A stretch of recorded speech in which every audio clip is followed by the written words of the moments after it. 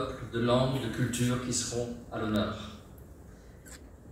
Un grand historien français nous disait « Le cinéma, c'est un œil ouvert sur le monde ». Et bien pour un continent comme le nôtre, le cinéma et la force des histoires qu'elle raconte, c'est forcément bien plus qu'une activité économique ou une industrie. C'est un élément essentiel pour bâtir aussi une culture européenne commune, renforcer nos liens, notre compréhension mutuelle.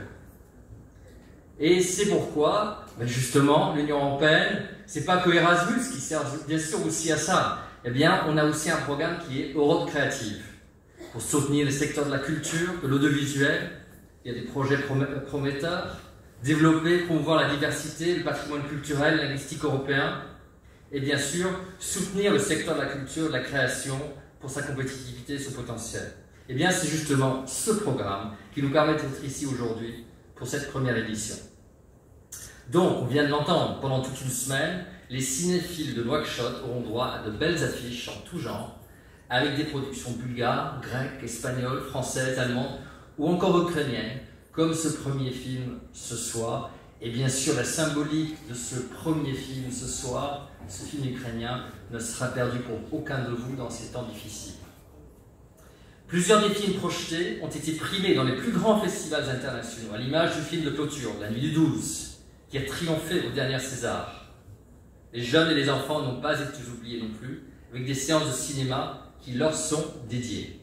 Donc amenez les enfants, n'hésitez pas. Chers amis, le festival ne se limite pas qu'à des projections de films. Nous travaillerons avec une société de production cinématographique mauritanienne, Prosody Film, en soutien à un projet de long métrage documentaire retraçant l'héritage nomade de Nouakchott à travers l'architecture, les habitudes et les souvenirs des habitants, avec à la réalisation M. Intagris Ansari.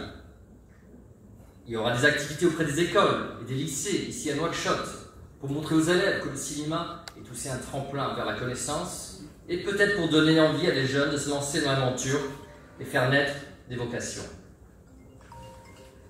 7 jeunes professionnels mauritaniens bénéficieront aussi d'un accompagnement spécifique par nos experts à l'Institut national des arts, qui leur permettra de se perfectionner, d'accroître leurs chances d'accéder à des coproductions internationales.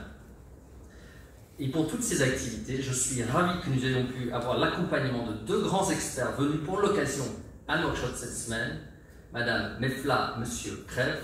Ils sont, je pense, avec nous ce soir et je tiens à les remercier vivement.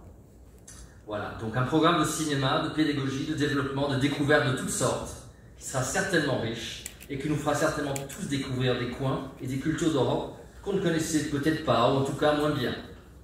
Et des activités à côté qui, je l'espère, renforcent encore plus nos liens avec nos amis et partenaires mauritaniens et qui appuient le développement de ce secteur à haut potentiel économique ici à Nouakchott.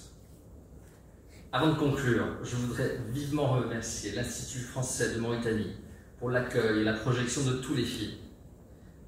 Un grand merci aussi à mes collègues de l'équipe Europe en Mauritanie, aux experts qui ont fait le déplacement et sans oublier les organisateurs de ce festival, Nicolas Hénin et son équipe. Sur ce, je suis ravi de déclarer ouvert la première édition du Festival du film européen en Mauritanie et je vous souhaite de très bons moments de cinéma. Merci.